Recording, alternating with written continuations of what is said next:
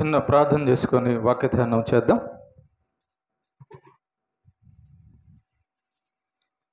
పరలోకమందున్న మా కన్న తండ్రి,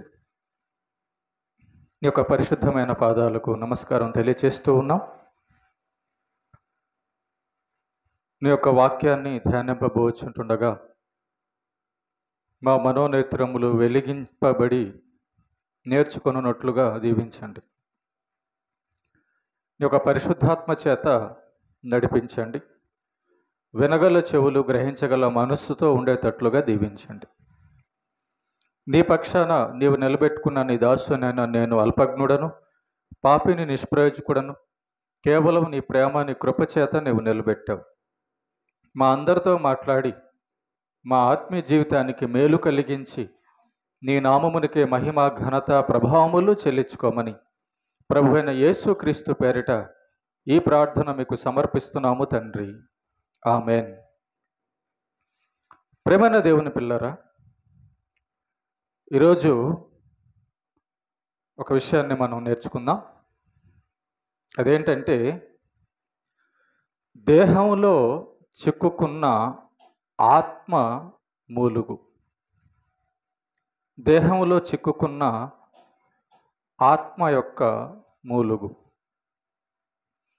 చూడండి, ప్రతి మనిషి కూడా,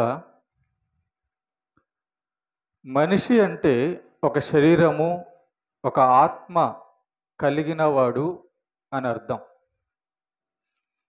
మనిషి యొక్క దేహం, శరీరం లోపల ఆ మనిషి యొక్క ఆత్మ ఉంటుంది. కనుక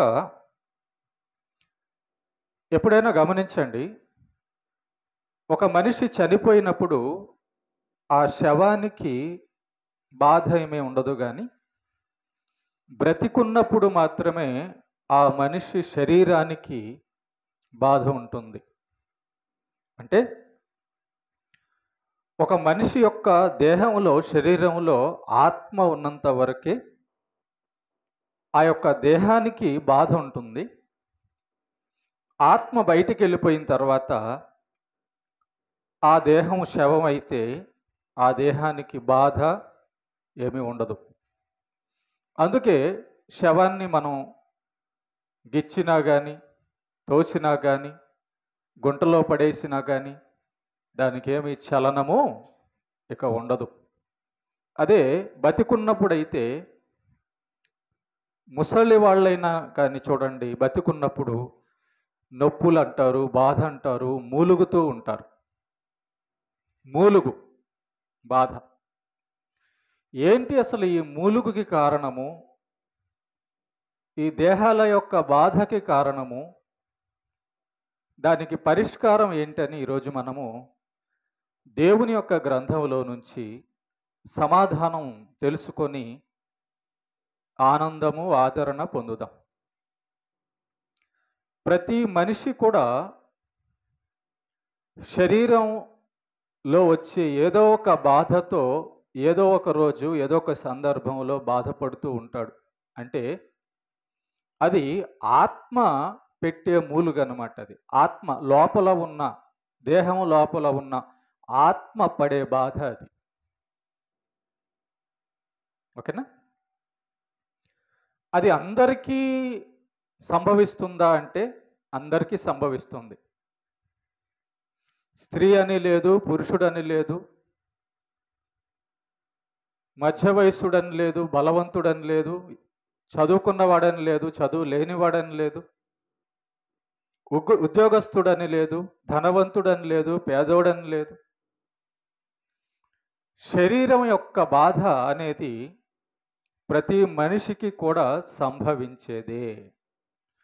ఆత్మ పడే మూలుగు అనేది ప్రతి మనిషికి కూడా సంభవించేదే. మరి ఈ బాధలలోంచి, ఈ మూలుగులో నుంచి, ఈ ఆత్మ మూలుగులోంచి పరిష్కారం ఏంటి మనకి? ఎప్పుడు పరిష్కారం దొరుకుతుంది? ఏ విధంగా పరిష్కారం దొరుకుతుంది అని మనం ఆలోచన చేద్దాం. ఈరోజు ఆలోచన చేద్దాం. భక్తుడైన పౌలు కొరంథీ సంఘానికి రాస్తూ ఈ విషయమే రాస్తున్నాడు. కొరంథీ సంఘానికి రాస్తున్నాడు. కొరంది అనే ఊరిలో ఉన్నటువంటి యేసు ప్రభువునందు విశ్వాసులైన బిడ్డలకు ఈ విషయాన్నే తెలియచేయాలని, వాళ్ళకి ఆదరణ కలిగించాలని రాస్తున్నాడు. ఆ విషయాన్ని మనం చదువుతూ ధ్యానం చేద్దాం. కొరందీలకు రాసిన 2వ పత్రిక 5వ అధ్యాయము 1వ వచనం నుంచి మనం ఆలోచన చేద్దాం. భూమి మీద మన గుడారమైన ఈ నివాసము శిథిలమైపోయినను. చూడండి, ఈ యొక్క మానవ దేహానికి ఎండ తగిలితే బాధ ఉంటుంది, వర్షం పడితే బాధ ఉంటుంది, చలి తగిలితే బాధ ఉంటుంది. ఈ మానవ దేహానికి, ఈ మట్టి దేహానికి. కాబట్టి ఈ మట్టి దేహాన్ని ఎండ తగిలితే ఆ ఎండ తగలకుండా ఉండడానికి ఒక ఇల్లు కట్టుకుంటున్నాం. వర్షానికి తడిసిపోకుండా ఉండడానికి ఒక ఇల్లు కట్టుకుంటున్నాం.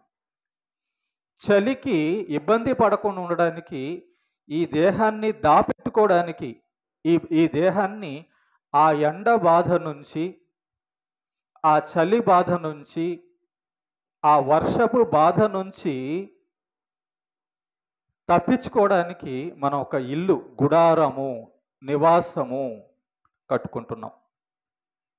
అలాగే చూడండి, అనారోగ్యమైనప్పుడు ఆ అనారోగ్యం వలన వచ్చే ఈ బాధ నివారణ పొందడానికి హాస్పిటల్కి కూడా వెళ్తున్నాం మనం.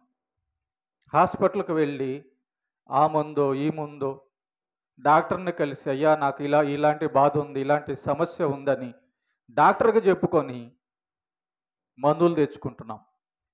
కొన్నిసార్లు తగ్గుతుంది, కొన్నిసార్లు తగ్గడం లేదు. ఇలా రకరకాల పరిస్థితులు మానవ దేహంలో ఉన్నాయి. మూలుగు, ఆత్మ యొక్క మూలుగు. ఈ విషయమే పౌలు గారు అంటూ, భూమి మీద మన గుడారమైన ఈ నివాసము. విచిత్రమైన మాట ఆయన పలుకుతున్నాడు చూడండి. ఈ భూమి మీద అంట, ఈ యొక్క మానవ శరీరానికి ఒక ఇల్లు ఎలాగైతే ఉందో, ఈ భూమి మీద మన ఆత్మకి కూడా ఒక ఇల్లు ఉంది. ఆ ఆత్మ యొక్క ఇల్లే ఈ దేహము, ఈ యొక్క శరీరం. ఓకేనా? మన ఆత్మ ఈ శరీరం లోపల ఉంది. మన శరీరము ఈ ఇల్లు లోపల ఉన్నట్టుగా, మన ఇల్లు లోపల మన శరీరాలు దాక్కుంటున్నట్టుగా, ఉంటున్నట్టుగా, మేలు పొందుతున్నట్టుగా మన ఆత్మ ఈ మానవ దేహం లోపల ఉంటుంది. కనుక చూడండి, మనం ఇల్లు కట్టుకుంటాం, కానీ ఇంట్లో కూడా బాగా లేకపోతే మూలుగుతూ ఉంటాం. ఇల్లు కట్టుకున్నాం, అన్నం లేదనుకో ఆకలి బాధపడుతుంటాం.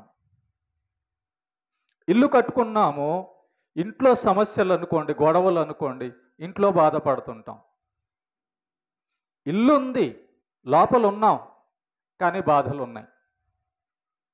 అలాగే ఈ భూమి మీద ఈ మన యొక్క దేహం అంట, ఆత్మ, మన ఆత్మకి ఒక గుడారం అంట, ఒక నివాసం అంట. ఓకే, ఆత్మ నివసిస్తున్న ఇల్లే మానవ దేహము. అర్థమవుతుంది కదమ్మా? రైట్.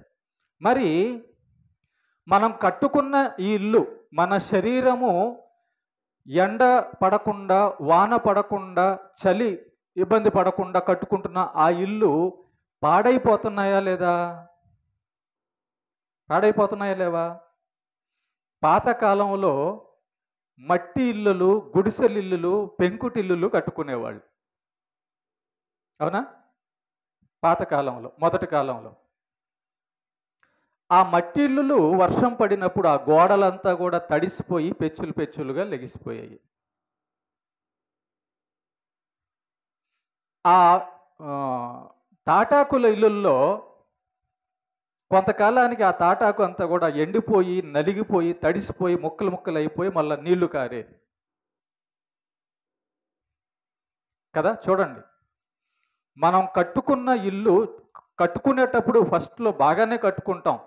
నీళ్లు కారకుండా ఎండ పడకుండా కట్టుకుంటాం. కానీ పోయే కొద్దీ ఆ ఇల్లు కూడా పాడైపోవడం మొదలవుతుంది. ప్రకృతి వలన పాడైపోవడం మొదలు పెడుతుంది. ఏం ప్రకృతి వలన?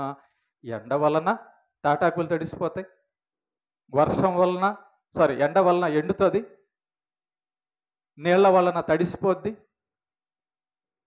గాలి తుఫాను వలన ఎగిరిపోయి రకరకాల పరిస్థితుల్లో ఇల్లు దెబ్బతింటది. తింటుందా లేదా? తినిందా లేదా? మీరందరూ పూరి గుడిసెలో ఉన్నారా లేదా? ఉన్నారా? అప్పుడు మీకు అర్థమైంది కదా, ఎండలకి, వానలకి, తుఫాన్లకి యొక్క ఇల్లు దెబ్బతింటుంది. దెబ్బతింటుందని చెప్పి తర్వాత కాలంలో ఏం చేశారు? సిమెంట్లు,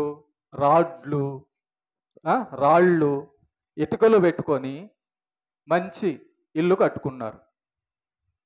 అంటే ఆ యొక్క వర్షానికి, ఎండకి తొందరగా పాడైపోకుండా ఉండడం కోసమని ఇల్లు కట్టుకున్నారు. స్లాబ్ ఇల్లు అంటున్నాం మనం, అంతేనా? పోనీ స్లాబ్ ఇల్లు ఏమన్నా శాశ్వతంగా బాగుందా అంటే అది కూడా మధ్యకి గోడగా పగిలిపోతుంది, నెర్రిస్తుంది. ఆ స్లాబ్ ఇల్లులు కూడా కొంతకాలానికి పెచ్చులు ఊడిపోతున్నాయి. కొంతకాలానికి ఆ పెచ్చులు ఊడిపోతుంది, మళ్ళీ ప్లాస్టింగ్ చేసుకోవాల్సి వస్తుంది, మళ్ళీ పెయింటింగ్ వేయాల్సి వస్తుంది. చూడండి, సంవత్సరం పెయింటింగ్ వేయాల్సి వస్తుందా లేదా? సంవత్సరం ఏదో ఒక రిపేర్ చేయాల్సి వస్తుందా లేదా? ఎందుకని మనం కట్టుకున్న ఇల్లు శాశ్వతంగా నిలబడడం లేదంటే, ఈ భూమి మీద ఏది కూడా శాశ్వతమైనది లేదు, ఉండదు. శాశ్వతమైనది భూమి మీద ఉండదు. శాశ్వతమైనవి వేరే ఉన్నాయి, కానీ మానవుని యొక్క దేహమైనా, మనిషి కట్టుకున్న ఇల్లైనా శాశ్వతంగా ఉండదు అన్నది మనకి కళ్ళెదుట కనబడుతుంది. పూరిల్లు కట్టుకున్నాము, బాగా కట్టుకున్నాము, అదే పాడైపోతుంది. స్లాబ్ ఇల్లు కట్టుకున్నాము, బాగా కట్టుకున్నాము, అది పాడైపోతుంది. ఇది ఎలాగో ఇది అర్థమైతే, దేవుడు మన ఆత్మను ఉంచడానికి, కొంతకాలం ఈ భూమి మీద ఉంచడానికి, మనం కట్టుకున్న ఇల్లు కొంతకాలమే ఎలాగైతే ఈ భూమి మీద ఉంటుందో, దేవుడు మన ఆత్మను కూడా ఈ యొక్క దేహం లోపల, ఈ దేహం అనే ఇంటి లోపల కొంతకాలం ఉండడానికి అనుమతించాడు. మొట్టమొదట్లో దేవుడు చేసిన ఈ యొక్క మానవ దేహం బాగానే ఉంది, పాడవనిదిగా ఉంది. కానీ ఎందుకు మనం కట్టుకున్న పూరిల్లులు, మనం కట్టుకున్న బిల్డింగులు పాడైపోతున్నాయంటే, ప్రకృతి వలన.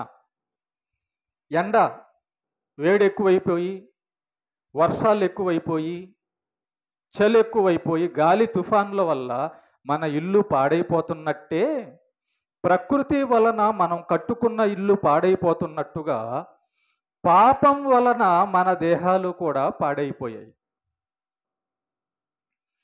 ఆదాము అనే మనిషిని దేవుడు చేసినప్పుడు, ఆదాము హవ్వలు అనే మొట్టమొదటి మనుషులను దేవుడు చేసినప్పుడు వాళ్ళ దేహాలు బాగానే ఉన్నాయి. వాళ్ళ దేహాల లోపల దేవుని యొక్క ఆత్మ ఉన్నాడు, బాగానే ఉన్నారు.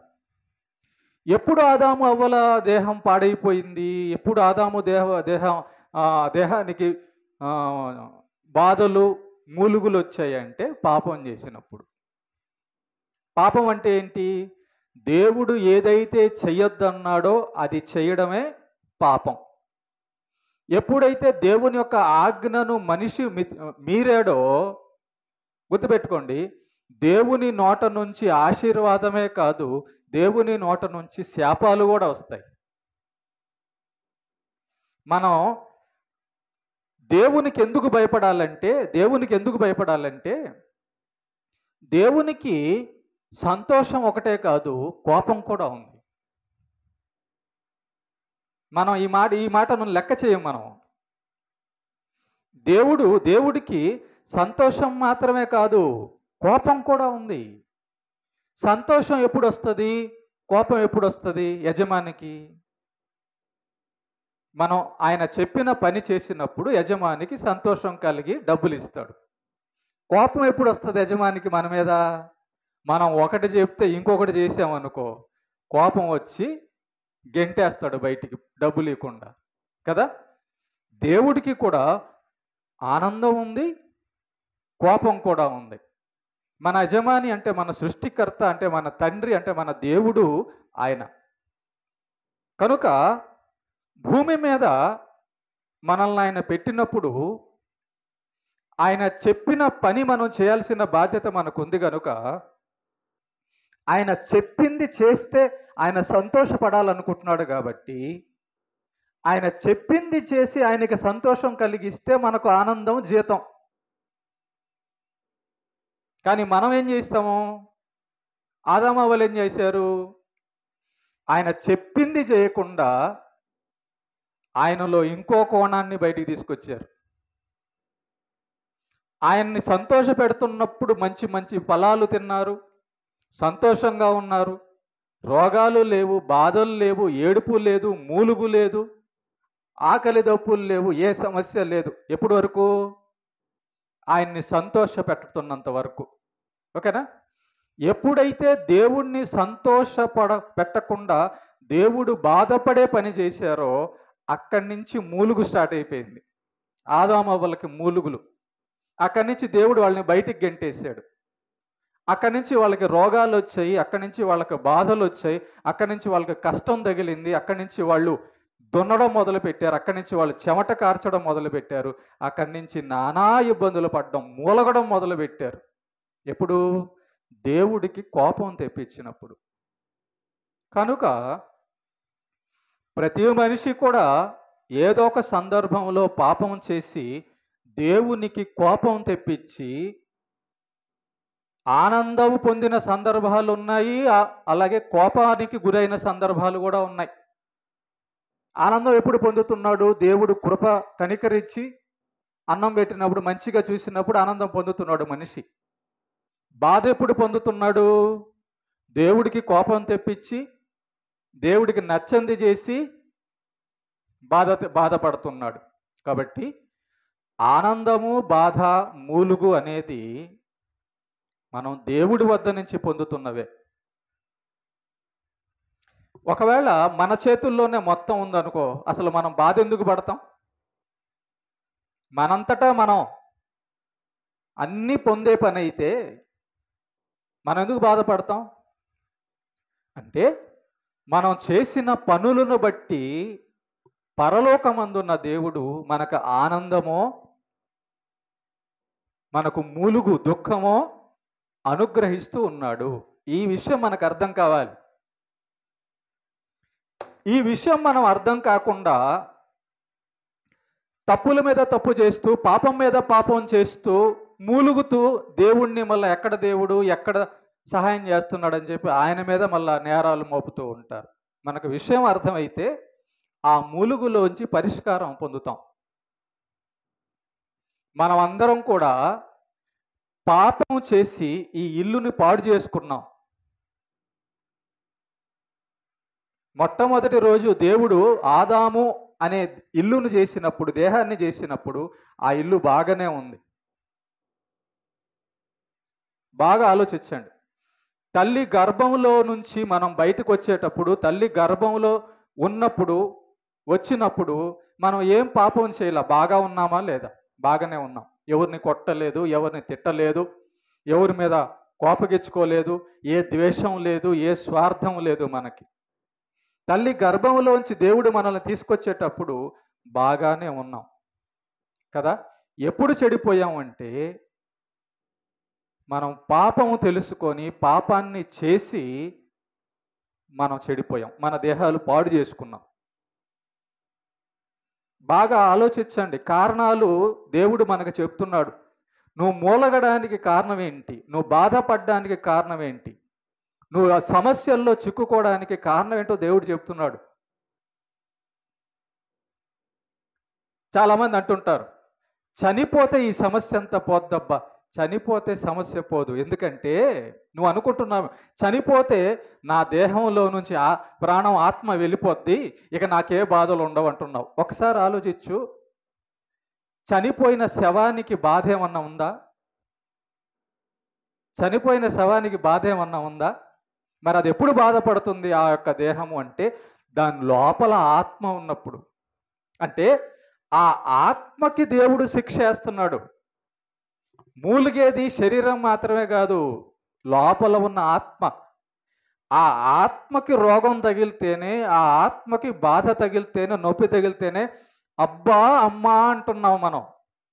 శవాన్ని గిచ్చు, పిన్నిస్తో గుచ్చు, అబ్బా కాసేపు ఉండరా గొచ్చబాక అంటదా? శవం అంటదా? ఎందుకు? ఇప్పుడు పిన్నిస్తో గుచ్చామనుకో మార్తమ్మని, అయ్యా అయ్యా అంటది, నన్నైనా నిన్నైనా కదా. కాబట్టి ఇంతకీ బాధ అనుభవిస్తుంది ఏది? లోపల ఉన్న ఆత్మ. ఇది అర్థం కాక చాలామంది, దేవా నన్ను తీసుకెళ్ళిపో, ఈ బాధ తట్టుకోలేకపోతున్నాను అంటే, అసలు బాధ అనుభవించేదే ఆత్మ. ఓకేనా? ఆ ఆత్మకి బాధ ఎందుకు వచ్చింది? పాపం తగలడం వలన. ఇల్లు ఎందుకు పాడైపోతుంది? ఎండ వలన, వర్షం వలన, చలి వలన, తుఫాను వలన కదా. ఆ ఇల్లు ఎలాగైతే ప్రకృతిలోని వాటి వలన పాడైపోతున్నట్టు, ఇబ్బందులు సమస్యలు వస్తున్నట్టుగా మన దేహానికి కూడా పాపము తెచ్చుకొని, లోపలికి పాపం మనం తెచ్చుకొని, ఆ పాపము యొక్క ప్రభావం ఏంటంటే మన దేహానికి జబ్బులు, కష్టాలు, రోగాలు, సమస్యలు అన్నీ తెచ్చుకొని మనం మూలుగుతూ ఉన్నాం. ఈ మూలుగుకి కారణం పాపం. ఈ మూలుగుకి కారణం మన లోపల, మన దేహం లోపల పాపం ప్రవేశించడం. దీన్ని ఎంతమంది ఆలోచించారండి? దీన్ని ఎంతమంది పరిశీలిస్తున్నారండి? బాధ వస్తే బాధపడుతున్నారు, రోగం వస్తే హాస్పిటల్కి వెళ్తున్నారు, రైట్, మంచిదే. కానీ నేను ఎందుకు మూలుగుతున్నా? ఈ మూలుగుకి కారణం ఏంటి? ఒకవేళ నేను చనిపోతే ఆ బాధ పోద్దా అని ఆలోచన చేయడం వల్ల, దానికి మూలము, దానికి పరిష్కారము ఆలోచన చేయడం వల్ల. ధనవంతుడు లాజరు విషయంలో యేసు ప్రభువు ఒక మాట చెప్పాడు. ధనవంతుడు భూమి మీద ఉన్నప్పుడు బాగా సుఖపడ్డాడట, పాపం చేశాడట. చనిపోగానే శవం, బాడీ అక్కడ పడిపోయింది. ఆ బాడీలోంచి ఆత్మ వెళ్ళి నరకంలో బాధపడుతుంది. ఇంతకీ ఇప్పుడు బాధపడుతుంది ఆ మట్టిలో పాత పెట్టబడిన దేహమా, లేకపోతే అగ్నిలో పడిన ఆత్మనా? ఏది బాధపడుతుంది? ఆత్మ బాధపడుతుంది. చూసారా? కాబట్టి ఇంకెప్పుడు కూడా ఈ మాట విన్నాక, నీ చెవుల్లో విన్నాక, నేను చచ్చిపోతే ఈ బాధలన్నీ పోతాయి అని చెప్పి నువ్వు అనుకోవాక. పోతాయి. చచ్చిపోతే, ఈ దేహం నుంచి విడిపోతే బాధలన్నీ పోతాయి. ఎప్పుడు? లాజరులాగా పరదేశికి పోతే. అర్థమైందా? ధనవంతుడులాగా నరకానికి వెళ్తే బాధలు మూలుగులు పోవు. లాజరులాగా పరదేశికి వెళ్తే బాధలు మూలుగులు పోతాయి. కనుక ఈ విషయం తెలుసుకున్నటువంటి పౌలు గారు కొరంథీ సంఘానికి ఏమని చెప్తున్నాడంటే, భూమి మీద మన గుడారమైన ఈ నివాసము శిథిలమైపోయినను.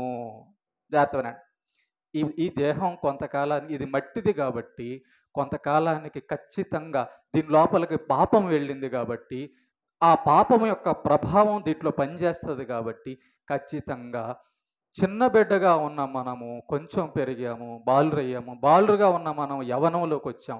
యవనంలోకి వచ్చిన మనం మధ్య వయసులోకి వచ్చాం. మధ్య వయసులోకి వచ్చిన వాళ్ళు వృద్ధాప్యంలోకి వచ్చారు. చూడండి, ఆ బాడీ చూడండి ఎలాంటి మార్పులు వచ్చిందో, దేహానికి ఎలాంటి మార్పులు వచ్చాయి. పాపము యొక్క రూపం అది, దాని ప్రభావం. తల్లి గర్భంలో ఉన్నప్పుడు చాలా బాగున్నాం, యవనంలో ఉన్నప్పుడు చాలా బలంతో ఉన్నాం. కానీ వచ్చే కొద్దీ కాలం మారే కొద్దీ ఆ యొక్క దేహం ముడతలు పడిపోయి, సత్తు ఎముకల్లో బలం పోయి, నడవలేక, కూర్చోలేక మూలుగుతుంది ఈ దేహం. అంటే వృద్ధాపంలోకి వచ్చేసింది. ఆ పండు ఎప్పుడు రాలిద్ది? పండితే రాలుతుంది. పచ్చిగా ఉన్నప్పుడు గట్టిగా ఉంటుంది. నువ్వు ఆ గెడ తీసుకున్నట్టు కోసిన లాగినా కూడా కొన్నిసార్లు రాదు. గట్టిగా లాగాలంటే గట్టిగా ఉంటుంది పచ్చిగా ఉన్నప్పుడు. అంటే యవనంలో ఉన్నప్పుడు, బలం ఉన్నప్పుడు బాగా గట్టిగా ఉంటాం. పండు పండినప్పుడు గెల అవసరమా? గెడ అవసరమా? అవసరం లే. అట గాలి కొట్టింది అనుకో టపక్కన పడుతుంది కింద. అవునా? ఉత్త గాలి కొట్టినప్పుడు టపక్కన పడుతుంది. మార్తమ్మని ఇప్పుడు ఎవరైనా నెట్టాలా? ఆమె పడిపోద్దా? ఎవరు నెట్టాల్సిన అవసరం లే కదా. అంటే అర్థం కావడానికి చెప్తున్నా నేను. వృద్ధాపపు సమస్య, ఈ యొక్క దేహం యొక్క పరిస్థితి, ఏమా ఈ యొక్క దేహం లోపలికి వెళ్ళిన పాపం మన దేహానికి చేస్తున్నటువంటి విషయాలు మీకు అర్థం కావడానికి చెప్తున్నా. దేవుడు కూడా అదే చెప్తున్నాడు. భూమి మీద పౌలు చేత రాపిచ్చాడు. భూమి మీద మన గుడారమైన ఈ నివాసము శిథిలం అయిపోద్ది. కాబట్టి మనం ఉంటున్న ఈ ఇల్లు ఒకరోజు పాడైపోద్ది. అది పాడవుతూ వస్తుంది. ఇది మట్టితో చేశాడు కాబట్టి దేవుడు. మట్టిల్లులు చూడండి, పాతకాలంలో ఎంత బాగా అల్లికినా 4 రోజుల తర్వాత మళ్ళీ పెళ్ళలుగా పగులుతూ వస్తుంది. అవునా కాదా? ఇది కూడా మట్టితో కట్టిందే. కాబట్టి మట్టితో కట్టిన ఈ ఇల్లు కొంతకాలానికి పగులుతూ వస్తుంది. ఆ పగిలేటప్పుడే అమ్మ అయ్యా అబ్బా అమ్మ మనం మూలుగుతున్నాం. Okay, right. అయితే చేతి పని కాక దేవుని చేత కట్టబడినదియు నిత్యమైనదినైన నివాసము పరలోకమందు మనకున్నదని ఎరుగుదుము. పౌలు గారు ఏం చెప్తున్నారంటే, ఫస్ట్ ఏమో ఈ దేహం పాడైపోయింది, ఈ దేహం పాడైపోద్ది, ఈ దేహంలోకి పాపం వెళ్ళింది కాబట్టి మూలుగుతుంది ఆత్మ అన్నాడు. రైట్. మరి దానికి పరిష్కారం ఏంటయ్యా అంటే, ఇదిగో దేవుడే మరలా తనను నమ్ముకున్న వారి కోసము తాను చెప్పినట్టు బతికిన వారి కోసమట ఒక కొత్త ఇల్లు ఒకటి తయారు చేశాడట. ఆ ఇల్లు పరలోకంలోంచి మనకు దేవుడు తీసుకొస్తాడట. ఆ దేహము, ఆ ఇల్లు.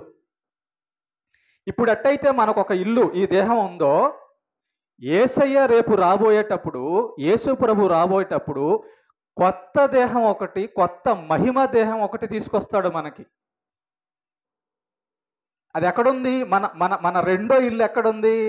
పరలోకంలో ఉంది. అర్థమైందా? ఇక్కడ నువ్వు బంగారంతో కట్టినా, వజ్రాలతో కట్టినా, ఎట్లా కట్టినా ఈ ఇల్లు పాడైపోద్ది. ఈ దేహము ఒంటి నిండా బంగారం వేసుకున్నా పాడైపోద్ది, మొదటి ఇల్లు. ఓకేనా? కానీ యేసు ప్రభువుని నమ్మి ఆయన చెప్పినట్లుగా బతుకుతూ విశ్వాసంతో ఎదురు చూసేవారి కొరకట యేసు ప్రభు రెండో ఇల్లు ఒకటి తేబోతున్నాడట, రెండో దేహం ఒకటి తేబోతున్నాడంట. ఆ దేహానికి ఇక మరణము, రోగము, బాధలు, మూలుగులు, పగుళ్ళు, అనారోగ్యాలు, ఆకలి దప్పులు ఇవేవి ఉండవు. ఆ రెండో ఇల్లు తేవడం కోసమే యేసు ప్రభు ఎల్లున్నాడు. ఏమా అర్థమవుతుందా? ఆ రెండో ఇంట్లోకి మనం వెళ్ళాలి, కొత్త ఇంట్లోకి వెళ్ళాలి. ఇప్పుడు ఆ రెండో ఇంట్లోకి వెళ్ళాలి. అదే పౌలు గారు అంటున్నారు, నిత్యమైనది దేవుని చేత కట్టబడినదియు నిత్యమైనదినైన నివాసము పరలోకమందు మనకున్నదని ఎరుగుదాం. మనం కట్టుకున్న ఇల్లు ఎలాగైతే అది పగిలిపోతుందో, ఉండడం లేదో, కానీ దేవుడు చేసిన ఈ దేహం చూడండి. ఇలాంటి దేహాన్ని మనిషి చేయగలడా? ఇన్ని సంవత్సరాలైనా ఇలాంటి దేహాన్ని చేయగలడా? మనం చిన్నప్పుడు చూడండి ఎంత బాగున్నాయి మన చేతులు, కాళ్ళు, ఇదంతా కూడా. అంటే దేవుడి యొక్క శక్తి చూడండి ఎలా ఉందో. ఎప్పుడు బాధలు, మూలుగులు? ముసలోళ్ళు అయిపోయిన తర్వాత, రోగాలు వచ్చిన తర్వాత బాధలు, మూలుగులు మనకుంటున్నాయి. అంటే బాగా దేవుడు చేసిన మొట్టమొదటి రోజున ఆ యొక్క దేహం ఎంత బాగుంది, ఎంత బలం ఉంది, ఎంత శక్తి ఉంది. కాబట్టి ఇక్కడ మనకి ఏమర్థం అవుతుందంటే, దేవుడు చేసిన దేహము దేవుడు చేయగలిగితే, దేవుడు చేయగలిగిన వాడు కాబట్టి ఆయన చేస్తే బాగుంటుంది. ఆయన చేత్తో చేసింది, ఆయన శాశ్వతంగా ఉండాలనుకొని చేసింది బాగుంటుంది. కాబట్టి దేవుడు చేయగలిగిన వాడు శాశ్వతంగా. కాబట్టి యేసు ప్రభు ద్వారా మంచి దేహం ఒకటి రెండో రాకల్లో ఆయన తేబోతున్నాడంట మనకి. ఇక్కడ ఈ మట్టి దేహాన్ని, ఈ పాపపు దేహాన్ని విడిచిపెట్టేసి, ఈ దేహం లోపల మనం కొంతకాలం ఎలాగైతే ఉన్నామో, ఎలాగ మూలిగామో, మరణం అనే దాని ద్వారా ఈ దేహాన్ని మనం వదిలేస్తాం. మీలో చాలా మందికి చావు అంటే ఎందుకు భయం? అమ్మో దేవుడు నాకు మంచి దేహాన్ని ఇచ్చేస్తాడనే. నేను దేవుడి పాదాల దగ్గరికి వెళ్ళిపోతాననే? ఎందుకు భయం? దేవుడి పాదాల దగ్గరికి వెళ్తే మేలే కదా. ఈ రోగాలమయమైన బాధలమయమైన దేహాన్ని విడిచిపెడితే మేలే కదా. దీనికి ఇప్పుడు మీ మీ యొక్క బాడీలు ఉన్నాయి, దేహాలు ఉన్నాయి. షుగర్ ఉందా లేదా? బీపీ ఉందా లేదా? రకరకాల జబ్బులన్నీ ఉన్నాయి కదా. అవన్నీ పోతాయిగా. ఈ షుగరు, ఈ బీపీలతో ట్యాబ్లెట్లు డైలీ వేసుకోవాలిగా. అవునా కదా. ఇలాంటి బాడీని వదిలేస్తాం మనం. ఇలాంటి పాడైపోయిన బాడీని, దేహాన్ని మనం వదిలేస్తాం మరణం అంటే. కనుక ఎవరు భయపడతారు, ఎవరు భయపడరు అంటే, ఇదిగో ఈ వాక్యంలో ఉన్న సంగతులు, అద్భుతమైన సత్యాలు తెలుసుకొని మన కోసం దేవుడు ఒక మంచి దేహాన్ని ఏర్పాటు చేస్తున్నాడంట పరలోకంలో. దాంట్లోకి ఈ ఆత్మ వెళ్ళిపోవాలి. దాన్ని దేవుడు సిద్ధపరుచున్నాడు. మరి అందరికి ఎలా దొరికిద్ది అది? అది కదా పొందాల్సింది నువ్వు. అంటే ఈ దేహములో నుంచి మనం విమోచించబడాల, పాపములో నుంచి మనం విమోచించబడాల, ఆ మహిమ దేహాన్ని మనం పొందాలి. ఈ మూలుగులోంచి మనం స్వతంత్రత పొందాలి. అంటే పరిష్కారము మనం చూడాలి. ప్రేమైన దేవుని బిడ్డలారా, 2వ వచనం, మనము దిగంబరులము కాక వస్త్రము ధరించుకొనిన వారముగా కనబడదాము. చూడండి, మనం పుట్టంగానే ఈ మానవ దేహానికైతే బట్టలేమి ఉండవు. కానీ పెరిగే కొద్దీ మనం బట్టలు వేసుకుంటాం. ఆ బట్టలు ఏమన్నా మనకి శాశ్వతంగా ఉంటాయా? ఓ 2 నెలలు 3 నెలలు అవ్వగానే ఆ చొక్కా పాడైపోద్ది, చొక్కా ప్యాంటు చినిగిపోద్ది, చీరలు చినిగిపోతున్నాయి. మళ్ళా కొత్తవి కొనుక్కోవాల్సి వస్తుంది. అవునా కదా. అంటే వస్త్రాలు మనకు పర్మనెంట్గా లేవు, ఉండవు. కానీ ఆ యేసయ్య తాబోయే మహిమ దేహానికంట ఒక వస్త్రం వస్తుంది. ఆ వెలుగు వస్త్రము, ఆ నీతి అనే వస్త్రము దగదగ మెరిసిపోతుంటదంట. చూడండి, ఈ లైట్ వెలుగుతుంది, ఆ వెలుగు మాసిపోయినట్టు ఏమైనా ఉందా? వెలుగు, ఆ లైట్ వస్తుంది, ఆ లైట్ ఏమన్నా మాసిపోయిందా? నువ్వు ఎంత కొట్టినా, ఎంత తాకినా, ఎంత పొగ పెట్టినా ఏం మాయదు. వెలుగు అన్నమాట. వెలుగుకి మాపు ఉండదు. మన బట్టలకి మాపు ఉంటుంది కాబట్టి రిన్ సోప్ వేసి ఉతుకుతుంటాం. అవునా కదా.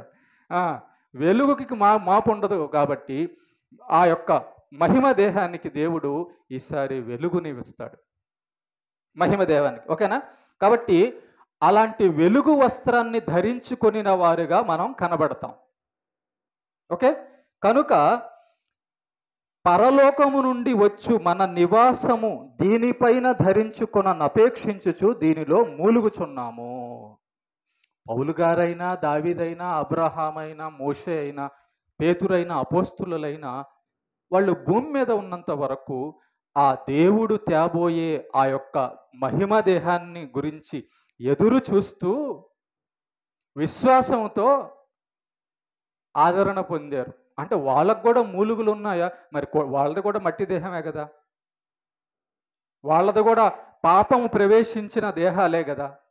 కాబట్టి వాళ్ళకు కూడా బాధలు, వాళ్ళకు కూడా రోగాలు. వాళ్ళు ఏం చేశారంటే మూలిగారంట. వాళ్ళ మూలుగులేంటి? ప్రార్థన. వాళ్ళ మూలుగులేంటి? విశ్వాసం. వాళ్ళ మూలుగులేంటి? నిరీక్షణ, ఎదురు చూడడం. యేసే మాకు పర్మనెంట్ దేహాన్ని, శాశ్వతమైన దేహాన్ని తేబోతున్నాడు. ఆ దేహంలో ఇదిగో ఈ మూలుగులు, ఈ రోగాలు, ఈ బాధలు ఉండవు. కాబట్టి ఈ దేహాన్ని విడిచిపెట్టేసేసి ఆ దేహాన్ని ధరించుకోవడానికి వెళ్తాము అంటున్నాడు పౌలు. ఏమా. కాబట్టి ఇప్పుడు మనం కష్టం వచ్చినా, రోగం వచ్చినా, బాధ వచ్చినా, ఆ లోకంలో వాళ్ళైతే, దేవుడి గురించి ఎరగని వాళ్ళైతే, నిజం తెలియని వాళ్ళైతే మూలగాలి, బాధపడాలి, కుంగిపోవాలి. మనం ఎక్కడ కుంగిపోతున్నాం తెలుసా? అపోస్తలులు ఎందుకు కుంగిపోలేదు? మరి వాళ్ళకు రోగాలు వచ్చినా, వాళ్ళు నరకబడ్డారు సువార్త కోసం, చంపబడ్డారు. మరి వాళ్ళు ఎందుకు కుంగిపోలేదంటే వాళ్ళ దగ్గర హృదయములో విశ్వాసం ఉంది. యేసు ప్రభు అంటాడు, సత్యము మిమ్మల్ని స్వతంత్రులుగా చేయను. అంటే అర్థం ఏంటంటే, నిజాన్ని, దేవుడు మాటను మనం పట్టుకున్నప్పుడు, అంటే దేవుడు నాకు మంచి దేహాన్ని ఇవ్వబోతున్నాడంట, ఆ పరలోకాన్ని నాకు ఇవ్వబోతున్నాడంట అనే ఆశ నీకుంటే, అనే నమ్మకం నీకుంటే దీన్ని ఓర్చుకోగలవు. అర్థమవుతుందా ఏమ్మా? వింటున్నారా? నువ్వు విశ్వాస సంబంధమైన మాటలు మాట్లాడగలవు, కుంగిపోయిన మాటలు మాట్లాడలేవు. ఎప్పుడు నువ్వు విశ్వాసిగా ఉంటే. ఏ విశ్వాసి? ఆ పరలోకంలో పొందబోయే ఆ జీవితం, ఆ పరలోకం నుంచి దేవుడు తేబోయే మహిమ దేహం గురించి నువ్వు నమ్మినప్పుడు. పోనీ ఈ దేహంలో ఏమన్నా మనం శాశ్వత కాలం ఇక్కడ మూలుగుతామా? లేదు. ఇంకొక 100 సంవత్సరాలు ఏమన్నా మూలుగుతావా? లేదు. ఉన్నదే కొద్ది కాలం, 70-80 సంవత్సరాల జీవితం, కొద్ది కాలం అది. చూడండి, మొన్న ఉన్నోళ్ళు నిన్న లేరు. ఒకప్పుడు రామారావు ఉన్నాడు, రాజీవ్ గాంధీ ఉన్నాడు, ఇందిరాగాంధీ ఉన్నింది, గాంధీ ఉన్నాడు, వీళ్ళందరూ ఉన్నారు. ఏరి వాళ్ళు వెళ్ళిపోయారు. వాళ్ళ జీవితాలను బట్టి నరకానికో పరదేశకో వెళ్ళిపోయారు. కాబట్టి మరి వాళ్ళు రాజులు, ముఖ్యమంత్రులు, ధనవంతులు, అందగాళ్ళు, అందగెత్తులు, ఉద్యోగస్తులు, కుటుంబం ఉన్నవాళ్ళు. కానీ ఒక రోజున వాళ్ళ దేహం పడిపోయింది. ఇక్కడ వాళ్ళు పొందిన ఆ సుఖం, వాళ్ళు పొందిన ఆ దేహం విడిచిపెట్టారు. ఇక్కడ దేవుడిచ్చిన టైం అయిపోయింది. ఆ దేహంలోంచి ఆత్మ బయటికి వెళ్ళిపోయింది. కనుక మనం ఎలాగా ఆదరణ పొందుతాం, ఎలా బలం పొందుతాం ఈ బాధల్లో, శ్రమల్లో అంటే అపోస్తలులు చెప్తున్నారు, ఇగో నిరీక్షణ పెట్టుకోండి, ఎదురు చూడండి, విశ్వాసం పెట్టుకోండి. యోబు గారు కూడా అదే అంటున్నాడు, యెహోవా ఇచ్చాను, యెహోవా తీసుకొని పోయింది, మళ్ళీ ఆయన ఇస్తాడు. ఆయన నాకు. ఎవరు కుంగిపోతుంటారంటే, గుర్తుపెట్టుకోండి, ఎవరు కుంగిపోతుంటారంటే అబద్ధాన్ని నమ్మేవాళ్ళు, సాతాన్ని నమ్మేవాళ్ళు కుంగిపోతుంటారు. సాతాను వస్తాడు, పక్కకు వస్తాడు. చూడు, నువ్వు నీ బాధలు చూడు, నీ రోగాలు చూడు, అసలు నువ్వు తట్టుకోగలుగుతున్నావా? అసలు ఏంది నీకు ఈ పరిస్థితి? తినలేవు, అరగదు, కూర్చోలేవు, నడవలేవు, ఏంది నీ పరిస్థితి అని వాడు రెచ్చగొడుతుంటాడు అనమాట. మంట మీద పెట్రోల్ వేసినట్టు చేస్తుంటాడు. అప్పుడు తెక్కలోళ్ళు, బుద్ధి లేని వాళ్ళు ఏం చేస్తారు? అవును సాతానా, నిజమే, ఏంది నాకు ఈ రోగాలు, ఏంది బాధలని వాడు తానా అంటే ఇటు తందానా అంటుంటాడు. నువ్వు నీ నోట విశ్వాస సంబంధమైన మాటలు రావడం లేదంటే నువ్వు సాతాను మాట నమ్ముతున్నావు అని అర్థం. ఆ సాతాను మాట నమ్మే భయపడుతున్నావు, కుంగిపోతున్నావు అని అర్థం. అదే పౌలు గారి దగ్గరికి సాతాను వచ్చి, పౌలు ఏందయ్యే రోగాలు, ఏం బాధలు అంటే, పోరా, నాకు కోసం వేసే మంచి దేహం పెట్టున్నాడు అక్కడ, ఈ 4 రోజులే కదా ఇక్కడ బాధపడేది, నేను అక్కడికి వెళ్ళిపోతాను, మంచి లోకానికి, మంచి దేహానికి.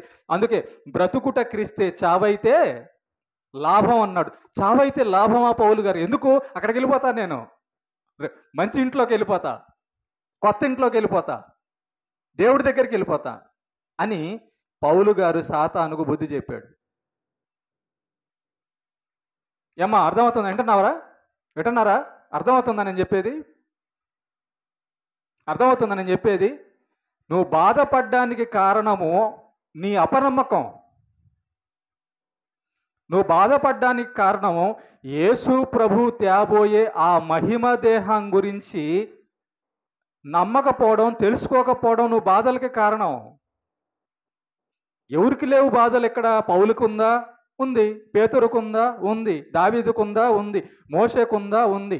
నీకు అర్థం కానిది ఏంటంటే, ఈ యొక్క పాపపు దేహంలో నుంచి మనల్ని విడిపించడానికి యేసు ప్రభు వచ్చాడన్నది నీకు అర్థం కావాలి. ఈ మూలుగులోంచి విడిపించడానికే కదా యేసు ప్రభు కలవరి శిలువలో చనిపోయింది. యేసు ప్రభు కలవరి శిలువలో చనిపోయింది ఎందుకు అనుకుంటున్నావు? గవర్నమెంట్ ఉద్యోగం కోసమా? కలెక్టర్ కోసమా? లేకపోతే డబ్బుల కోసమా? లేకపోతే మంచి ఇల్లు కట్టుకోవడం కోసమా? కాదు. పాప విమోచన, ఆ ఆత్మ పడే మూలుగు, ఆ ఆత్మ అపవిత్రత నుంచి తొలగించడానికి, ఆ ఆత్మ నరకంలో శాశ్వతంగా యుగయుగాలు నరక బాధ పడకుండా ఉండడానికి యేసు ప్రభు ఆ కలవరి శిలువలో ప్రాణం పెట్టాడు. ఇది కదా నువ్వు నమ్మాల్సింది, ఇది కదా నీకు అర్థం కావాల్సింది, ఇది కదా నువ్వు ఎదురు చూడాల్సింది. బా, నా ప్రభు నా కొరకు ఎంత గొప్ప కార్యం చేశాడు. ఇలా నువ్వు విశ్వాసి అయితే తప్ప ఈ రోగాలను, ఈ బాధలను, ఈ సమస్యలను, ఈ జనాలు పెట్టే సూటిపోటి మాటలు, బాధలను తట్టుకోలేవు. నువ్వు విశ్వాసి అయితేనే ఈ దేహాన్ని జయించగలవు. ఎన్ని పోరాటాలు తెలుసా? ఈ రోగంతో, పాపంతో ఉన్న ఈ దేహం ద్వారా పోరాటం, సాతాను మనుషుల ద్వారా పోరాటం, సాతాన్ ద్వారా పోరాటాలు. మరి ఈ పోరాటాల్లో నువ్వు బలంగా ఉండాలంటే, జయించాలంటే ప్రార్థన, విశ్వాసం కావాలి నీకు. దేవుడు మాట నమ్మాలి, దేవుడు మాట నమ్మాలి. ఆ మాటలోనే మనకు బలం. ఇక్కడ రాసి ఉంటుంది, మనుష్యుడు దేవుని మాట వలన జీవించును. బలంగా జీవిస్తాడు, ధైర్యంగా జీవిస్తాడు, విశ్వాసంతో జీవిస్తాడు. పొందబోయే రాబోయే ఆ యొక్క దేహాన్ని ఆశ పెట్టుకొని. ఒకసారి ఆలోచించు, ఎందుకు నా మనసు కుంగిపోతుంది అని ఒకసారి ప్రశ్నించుకో. ఈ లోకంలో ఎవరికి రోగాలు లేవు, ఎవరికి బాధలు లేవు, ఎవరికి మరణం లేదు, ఒకసారి ఆలోచించుకో. అందరికీ ఉందిగా. దాని నుంచి విడిపించడానికే ప్రభు అయిన యేసుక్రీస్తుని ఈ లోకానికి దేవుడు పంపించాడు, తండ్రి పంపించాడు. అదే మన యొక్క ఆధారం, అదే మన యొక్క విశ్వాసం, అదే మనకు ఒక పరిష్కారం. కనుక ఆ దేహాన్ని కోసం ఎదురు చూస్తూ భక్తులందరూ కూడా తమ జీవితాలు గడిపారట ఈ లోకంలో. ఆ యేసే కోసం ఎదురు చూస్తూ భక్తులందరూ ఈ లోకంలో తట్టుకున్నారట. ఆ బాధలు, ఆ రోగాలు, ఆ సమస్యలు తట్టుకున్నారట, నిలబడ్డారట సాతానికి ఎదురుగా. మరి నీలో ఏది ఆ ధైర్యము? నీకెక్కడ ఆ విశ్వాసము? నీకెక్కడ ఆ ఎదురు చూపు? నీ దగ్గరికి సాతాను వచ్చి నువ్వు ఇక బాగుపడవు, నువ్వు ఇక చచ్చిపోతావు, నువ్వు ఇక నాశనం అయిపోతావు, నువ్వు అదైపోతావు, ఇదైపోతావు అని చెప్పి వాడేమో గుచ్చుతున్నాడు. నువ్వేమంటున్నావు? అంతే, నేను నాశనమే, నేను అంతే, ఇంకా బాగుపడను. వాడి పార్టీయా నువ్వు? చనిపోయి మరణాన్ని గెలిచిన యేసయ్యని నువ్వు చూడడం లేదా? సాతాన్ని గెలిచిన యేసయ్యని నువ్వు చూడడం లేదా? కనబడలేదా నీకు యేసయ్య? సమాధిని గెలిచిన యేసు ప్రభు నీకు అర్థం కాలేదా? పాపాన్ని గెలిచిన యేసయ్య నీకు కనబడలేదా? అర్థం కాలేదా? నమ్మదగిన దేవుడు, నీ కొరకు మంచి దేహాన్ని తీసుకురాబోతున్నాను అనే మాట ఇచ్చిన దేవుని మాట నీకు నమ్మాలనిపించడం లేదా? అయితే నువ్వు అవిశ్వాసివే. కనుక అవిశ్వాసులు బాధపడతారు, అవిశ్వాసులు మూలుగుతూనే ఉంటారు. మనకు ధైర్యాన్ని ఇచ్చేది, మనల్ని నిలబెట్టేది, మనం కుంగిపోకుండా ఉండేది ఈ యొక్క వాక్యమే, దేవుని మాటే. మనం నమ్మకం పెట్టకపోతే సాతాను మనల్ని పడగొట్టేస్తాడండి. వాడు మోసగాడు, వాడు అపవాది, వాడు నాశనం చేసేవాడు. వాడు మాట మనం తీసుకోవాలా? యేసయ్య మాట తీసుకోవాలి చెప్పు. ఏ తండ్రి అయినా తన బిడ్డలు నాశనం అయిపోతుంటే ఊరుకుంటాడా? నీ తండ్రి దేవుడు కదా. నువ్వు నాశనం అయిపోతే ఆయన ఊరుకున్నాడా? తన ప్రియకుమారుని పంపించలా భూలోకానికి? ఎవరి కోసం? నా కోసమే. ఆ మూలుగుని విడిపించడానికి, ఆ పాపము నుంచి, ఆ మరణం నుంచి, ఆ బాధల నుంచి విడిపించడానికే కదా యేసు ప్రభుని తండ్రి పంపించాడు 2000 సంవత్సరాల క్రితము. దీనికోసమే. అదే మనకు సాక్ష్యం, వాక్యమే మనకు సాక్ష్యం. కాబట్టి ఎంత మంచి దేవుడు మన దేవుడు. మన మూలుగులు, మన ఈ శరీర బాధల నుంచి, మన రోగాల నుంచి, మన పాపాల నుంచి మనల్ని విడిపించడానికి దేవుడు ఒక పరిష్కారం చూపించాడు. ఆయనే నజరైన యేసుక్రీస్తు. ఆయన ద్వారా మనము పరిశుద్ధత పొందుతున్నాం, ఆయన ద్వారా మనము నిత్య జీవాన్ని పొందుతున్నాం, ఆయన ద్వారా మనం మనశ్శాంతిని పొందుతున్నాం, ఆయన ద్వారా మనం మహిమ దేహాన్ని పొందుతున్నాం, ఆయన ద్వారా మనం పరలోకాన్ని పొందుతాం, ఆయన ద్వారా మనం తండ్రిని తెలుసుకుంటున్నాం, ఆయన ద్వారానే మనకు సమస్తము.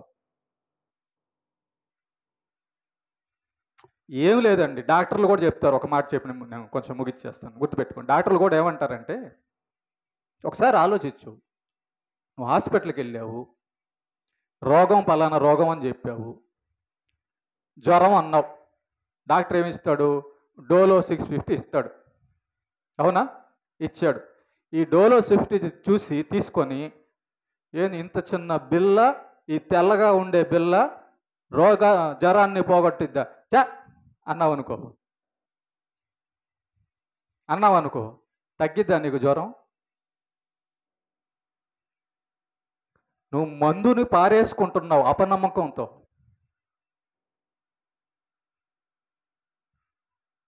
స్వస్థతను దూరం చేసుకుంటున్నావు అపనమ్మకంతో. ధైర్యాన్ని పోగొట్టుకుంటున్నావు అపనమ్మకంతో. డాక్టర్ ఇచ్చిన మందు నువ్వు వాడకుండా, డాక్టర్ చెప్పినట్టు చేయకుండా నీకు రోగం ఎలా తగ్గిద్ది? యేసు ప్రభు చెప్పినట్టు నువ్వు నమ్మకుండా, యేసు ప్రభు చెప్పినట్టుగా ఎదురు చూడకుండా, యేసు ప్రభు చెప్పినట్టుగా ఓపికతో ఉండకుండా నీకు మనశ్శాంతి ఎలా వస్తుంది?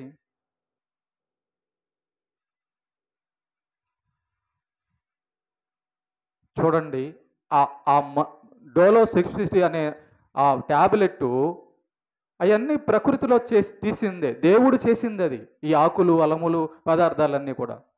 మరి వాటిల్లోనే మనకి అంత మేలు జరిగితే దేవుడు ఇంకెంత తీసిపెట్టినాడు మన కోసం చూడండి అమ్మా.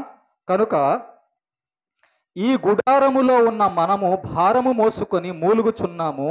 ఇది తీసివేయవలనని కాదు గాని మర్త్యమైనది జీవము చేత మింగివేయబడినట్లు ఆ నివాసమును దీనిపైన ధరించుకొన కోరుచున్నాము. కోరుకో, ఆశ పెట్టుకో, ఆశపడు. యేసయ్య నా కోసం మంచి దేహాన్ని ఇవ్వబోతున్నాడు. యేసయ్య నా కోసం మంచి లోకాన్ని ఇవ్వబోతున్నాడు. యేసయ్య నా కోసం రాబోతున్నాడని ఆశ పెట్టుకో అమ్మా. కుంగిపోతావేంటి? అపనమ్మకంతో ఉంటావేంటి? ఆయన ఆశ పెట్టుకో అంటున్నాడు. ఇచ్చేవాడు ఆయన, రక్షించేవాడు. ఆశ పెట్టుకో అంటున్నాడు. డాక్టర్ దగ్గరికి వెళ్ళి అయ్యా అని దండం పెడతావు. ఆ దండం ఏదో దేవుడి దగ్గర పెట్టకూడదు? డాక్టర్ దగ్గరికి వెళ్ళి అయ్యా నన్ను కాపాడు అంటున్నావు. ఆ దండం ఏదో దేవుడి దగ్గర చెప్పకూడదు? ఆ మాట ఏదో యేసే దగ్గర చెప్పకూడదా నన్ను కాపాడమని? డాక్టర్ ఇచ్చే మందుల్ని నమ్ముతున్నావు. ఆ నమ్మకం ఏదో ఆయన యేసు ప్రభు మాటల మీద పెట్టకూడదా ఆ నమ్మకం?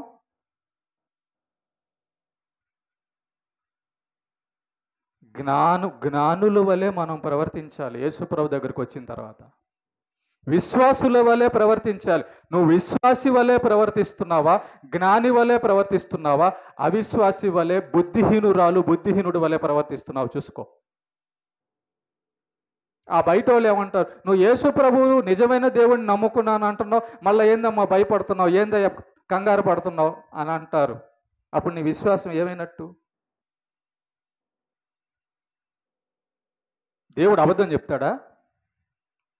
నీ కోసం నా కోసం మంచి దేహాన్ని పరలోకం నుంచి తీసుకురాబోతున్నాను అనే వాగ్దానం చేసిన ఆ మాట అబద్ధమా? కాదు కదా.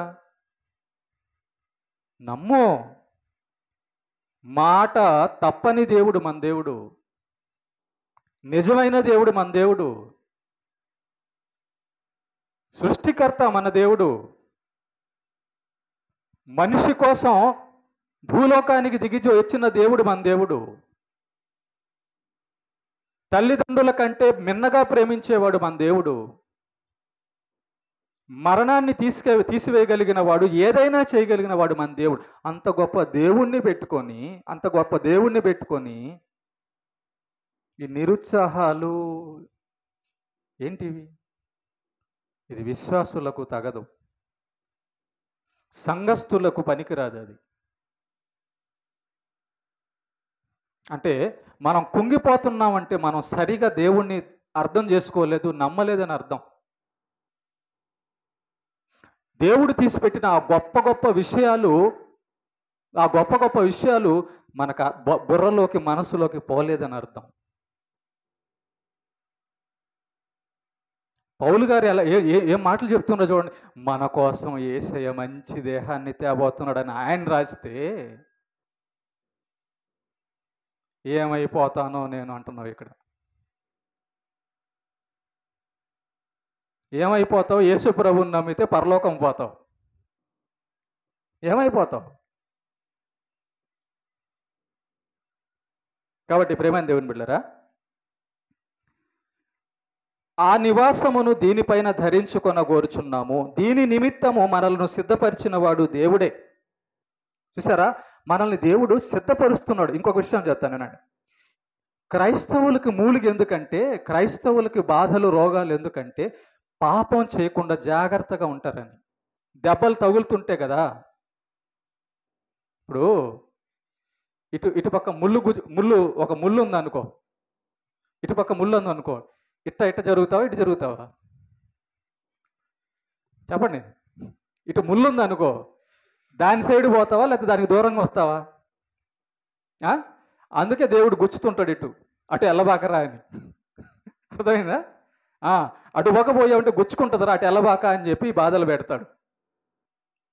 మనకు దేవుడు దెబ్బలు కొట్టేటప్పుడు, రోగాలు తెచ్చేటప్పుడు, సమస్యలు తెచ్చేటప్పుడు చూడాలా ఎటు పక్క పోతున్నాం, మనం ముళ్ళు పక్క ఏమైనా పోతున్నాం లేదని చూడాలా. ఓకే. ఒకవేళ నువ్వు భక్తిగా ఉండి కూడా శ్రమలు వస్తున్నాయి అనుకో, స్తోత్రం, దేవునికి మహిమ. నిలబడు. ఇంకా భక్తిగా ఉండి శ్రమలు వస్తుంటే ఇంకా సంతోషించాలి కదా. ఇంకా దేవుడు నాకు మంచి ప్రతిఫలాన్ని ఇవ్వబోతున్నాడని విశ్వాసులం అవ్వాలి మనం. ఫస్ట్ రోజు ఉన్నట్టుగా, తొలి దినాల్లో ఉన్నట్టుగా ఉండకూడదు. బలం పొందాలి, దినదిన వాక్యం తెలుసుకోవాలి. ఇంకొకడికి ధైర్యాన్ని ఇవ్వాలి. నువ్వు క్రైస్తవుడు అయితే, యేసు ప్రభు నమ్మిన వాడు అయితే ఏం చేయాలి? నీ లోపల యేసు ప్రభు ఉంటే ఏం చేస్తావు తెలుసా? ఇంకొకడికి ధైర్యం చూపిస్తావు, ధైర్యపరుస్తావు. ఇంకొక రోగంలో ఉన్నవాడిని, ఇంకొకడు పాపంలో ఉన్నవాడిని ధైర్యపరిచే మాటలు నీ హృదయంలోంచి వస్తాయి. ఎప్పుడు? యేసు ప్రభు మాట మీద నీకు విశ్వాసం ఉంటే. ఉందా? ఆ మాట మీద విశ్వాసం ఉందా? ఉంటే ఈ నోట్లోంచి ఈ రోగాలు, ఈ బాధలు ఎన్ని రోజులు ఉంటాయమ్మా, మంచి దేహాన్ని దేవుడు నా కోసం తేబోతున్నాడు కదా అంటావు. యేసు ప్రభు ఒక మంచి మందు, మెడిసిన్ ఇచ్చాడు మనకి. అదేంటంటే విశ్వాసం. నువ్వు విశ్వాసం పెట్టకుండా ఆదరణ, ఆనందము, దుఃఖాన్ని పోగొట్టుకోవడం అనేది కుదరదు. దేవుడు ఏమన్నాడంటే, నమ్మువానికి సమస్తము సాధ్యమే. నమ్మువానికి సమస్తము సాధ్యమే. అనారోగ్యంలో ఉన్న విశ్వాసంతో ఉన్నావు అనుకో, రోగం అన్నా పోద్ది, లేదంటే పరలోకానికన్నా పోతావు. నిన్ను ఏది కృంగదీయదు. కాబట్టి దేహంలో ఈ ఆత్మ చిక్కుకొని ఉంది. ఓకేనా? ఈ లోపల ఆత్మ ఉంది. ఈ దేహము పాపంతో పాడైపోయి ఉంది. కాబట్టి ఈ దేహములో ఉన్నంత వరకు మనము మూలుగులు ఇవన్నీ ఉంటాయి. ఆ యొక్క మహిమ దేహం పొందే వరకు మనము ప్రార్థన చేస్తూ ఉండాలి, నిరీక్షణతో కలిగి ఉండాలి, విశ్వాసంతో ఉండాలి, వాక్య క్రియలతో ఉండాలి, పరిశుద్ధంగా ఉండాలి. ఆ పొందబోయే దానికోసం మనం ప్రయత్నం చేస్తూ ఉండాలి. అప్పుడు మన చూపు, మన మనసు దేని మీద ఉండాలి? ఆ మహిమ దేహం మీద. ఇదిగో రాబోతుంది, ఇదిగో తేబోతున్నాడు, ఇదిగో ఆయన రాబోతున్నాడు. మన మనసు ఎప్పుడు కూడా మన శరీరం మీద, మన రోగాల మీద, ఈ లోకపు వాటి మీద పెట్టకూడదు. పెడితే బాధలే ఉంటాయి.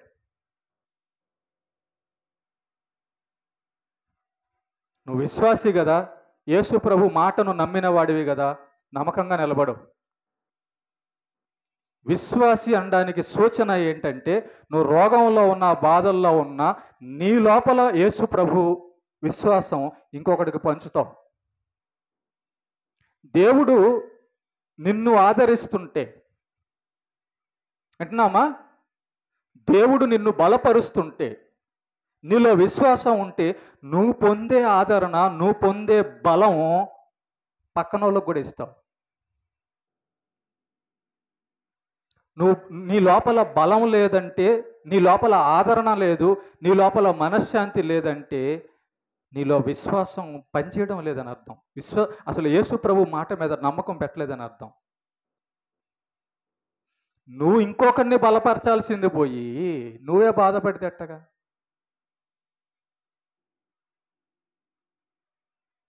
అప్పుడు నీకు నిజం ఏం తెలిసినట్టు? ఏం ఏం యేసు ప్రభు గురించి నువ్వు ఏం తెలుసుకున్నట్టు?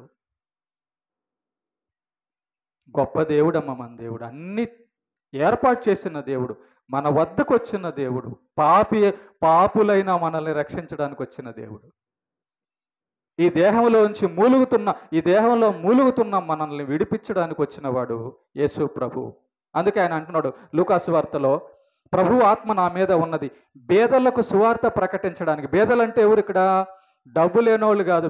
బేదలంటే నిజమైన దేవుణ్ణి ఎరగక ఉన్నవాళ్ళు పేదోళ్ళు. ఇప్పుడు మనకు నిజమైన దేవుడు దొరికాడా లేదా? ఇప్పుడు మనం పేదవాళ్ళమా ధనవంతులమా? పేదవాళ్ళమా ధనవంతులా? ఎవరు పేదవాళ్ళు చెప్పు. అర్థమైంది కదా పేదవాళ్ళు ఎవరు? యేసు ప్రభు లేనోడే పేదోడు. ఒకటి. తర్వాత చెరలో ఉన్న వారికి విడుదల. నిజమైన దేవుణ్ణి ఎరగని వాళ్ళని ఎవరు పట్టుకొని ఉంటాడు? సాతాను పట్టుకొని ఉంటాడు. సాతాను జైల్లో ఉంటారు వాళ్ళు. నిజమైన దేవుడైన యేసు ప్రభుని కలిగిన వారు స్వతంత్రులు, సాతాను నుంచి విడిపించబడిన వాళ్ళు. కాబట్టి జైల్లోంచి మనల్ని విడిపించాడా? సాతాను అనే జైల్లో నుంచి మనల్ని విడిపించాడా లేదా? తర్వాత గుడ్డి వారికి చూపు. గుడ్డి వాళ్ళు అంటే ఎవరు? ఎటు దారి ఉందో ఎటు పోతున్నారో తెలియని వాళ్ళని గుడ్డోళ్ళు అంటారు.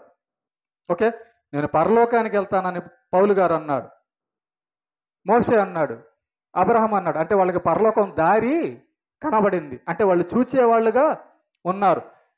ఇప్పుడు నీకు పరలోకం వెళ్తావని నీకు నమ్మకం ఉందా లేదా అంటే నీకు చూపు ఉందని అర్థం. నీకు పరలోకం మీద విశ్వాసం ఉందనుకో, నీకు చూపు ఉందని అర్థం. కాబట్టి యేసు ప్రభు వచ్చి మన కళ్ళు, మన మనోనేత్రాలు వెలిగించాడు, మనకు చూపు ఇచ్చాడు, మనకు దారి వేసాడు, కనబడుతుంది దారి. అందుకే పౌలు గారు అంటున్నారు, ఇదిగో నా కోసం మంచి దేహం రాబోతుంది, ఇదిగో పరలోకం అంటున్నాడు. గుడ్డోలుగా ఉన్న మనల్ని ఆయన వైపు చూసేటట్టుగా కళ్ళు ఇచ్చాడమ్మా మనకి యేసు ప్రభు. ఇప్పుడు గుడ్డోలుగా ఎవరు ఉన్నారు? యేసు ప్రభుని ఎవరు నమ్మలేదో వాళ్ళు గుడ్డోలుగా ఉన్నారు. ఇంకా అర్థమైందా? ఇంకో మాట ఏంటి? గుడ్డివారికి చూపును ప్రకటించుటకును, నలిగిన వారిని విడిపించుటకు. మన దేహాలు, మన ఆత్మలన్నీ నలిగిపోయాయి నిజం తెలియక. కానీ ఎప్పుడైతే యేసు ప్రభు గురించి తెలిసిందో మనకొక ఆధారం, మనకొక నమ్మకం, మనకొక ధైర్యము కలిగింది. ఎక్కడున్నా, బ్రిడ్జి కింద ఉన్నా, చెట్టు కింద ఉన్నా, ఎక్కడున్నా కూడా ఒక రోజున మనం పరలోకానికి వెళ్ళిపోతాం. కాబట్టి ఎంత మనుషులు మనల్ని బాధ పెట్టినా, ఎంత కుంగతీసినా, ఏ విధంగా చేసినా కూడా మన ఆత్మ పరలోకానికి వెళ్ళిపోదు. మన ఆత్మనైతే ఎవరు ఏమి చేయలేరు.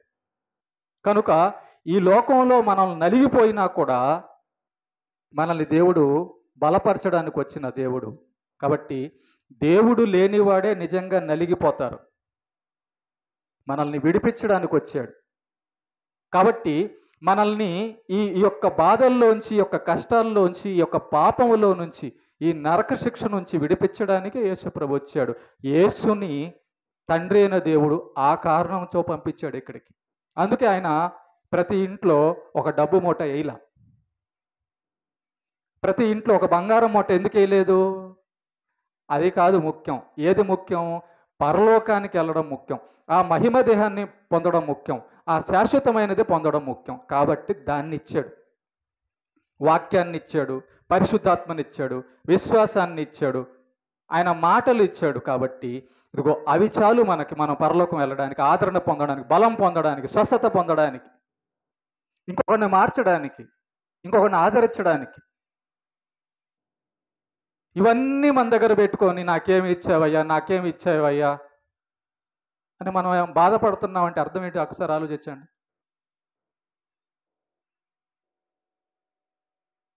ఓకే, కనుక యేసయ్య వచ్చినప్పుడు, యేసయ్య మన కోసం ఆ దేహాన్ని తీసుకొచ్చినప్పుడు ఆయన దగ్గరికి వెళ్ళిపోతాము.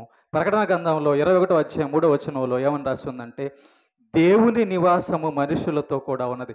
యేసయ్య వచ్చినప్పుడు ఇక మనతోనే ఉంటాడు. యేసయ్య రెండోసారి వచ్చినప్పుడు ఆయన ఇంక మనతోనే ఉంటాడు. అప్పుడు యేసయ్య మన పక్కన ఉన్నప్పుడు ఇంక మనకి ఏ బాధలు ఉండవు. మన దుఃఖాలు, మన నిట్టూర్పులు, మన ఏడుపులు, మన కన్నీళ్ళు అంతా కూడా తుడిచేస్తాడు యేసయ్య.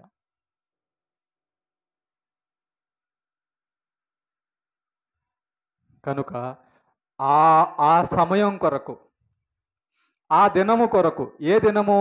విమోచన దినము, ప్రభువు రాకడ దినము, మనం పరలోకానికి వెళ్ళే దినం కొరకు, ఆ రోజు కొరకు విశ్వాసంతో ఎదురు చూస్తూ ధైర్యంగా నిరీక్షణ కలిగి ఇంకొకరిని బలపరుస్తూ ఉందాం. మనం కుంగిపోకూడదు. మన దగ్గర నిజం ఉంది, మన దగ్గర సత్యం, ఇదిగో ఇదే సత్యం, ఇంక రెండోది ఏం లేదు భూమి మీద, ఇదే సత్యం. ఆ సత్యాన్ని బట్టి మనం ధైర్యము విశ్వాసులమై ముందుకు వెళ్ళాలి. ఉంటుంది, మట్టి దేహం కదా, కష్టాలు ఉంటాయి, మళ్ళీ మట్టిలో కలిసేవారు కష్టాలు ఉంటాయి. అందుకే కదా యేసు ప్రభు శిలువలో మరణించింది. అర్థమైంది అప్పుడు కారణం. కాబట్టి మన దేహం లోపల మూలుగుతున్న ఈ ఆత్మకు ఆదరణ, నిరీక్షణ, విశ్వాసం ఇచ్చి విడుదల కలిగించి మంచి లోకం తీసుకెళ్ళడానికే యేసు ప్రభు వచ్చాడు. మళ్ళా తిరిగి రెండోసారి రాబోతున్నాడు. ఆ రెండవ రాకల్లో ఇవన్నీ మనం పొందుతాం. యేసు తేబోయే ఆ గొప్ప విషయాలన్నీ మనం పొందుతాం. కాబట్టి ఆ రోజు కోసం ఆశగా ఎదురు చూద్దాం. ఎలాంటి తెస్తాడు యేసు ప్రభు కదా మన కోసం కదా అని. ఇప్పుడు చూడు ఎట్లా సంతోషంగా ఉంటుందో. ఆ నమ్మకంతో సంతోషం వచ్చేస్తుంది. ఓకేనమ్మా? యేసు ప్రభు మన కోసం తేబోయే వాటి మీద మీ దృష్టి పెట్టి వాటిని పొందడానికి ప్రయత్నాలు చేయండి. ఓకేనా? దీన్ని అంత బంగారపు పైకి తొడిగినా దీని పవర్ ఒకరోజు అయిపోద్ది. కాబట్టి దీని మీద నమ్మకం పెట్టుకోవద్దు, బాధపడద్దు కూడా. అమ్మో ముసలిదాన్ని అయిపోతున్నా, అమ్మో ముసలోడే. అవుతావు, మరి అవుతావు. ఎందుకు అవుతావు? ఆ మంచిది పొందాలిగా. సరే ఒక మాట చెప్పు, లేకపోతే ఆ మంచిది ఇవ్వను, ఈ ముసలిదే ఇస్తానన్నాడు అనుకో, ఓకేనా? అది ఓకేనా నీకు? కాదు కదా. అది కావాలా ఇది కావాలి చెప్పు. మరి అది కావాలంటే దాన్ని పొందాలి, కానీ దీనికోసం ఎందుకు బాధపడతావు?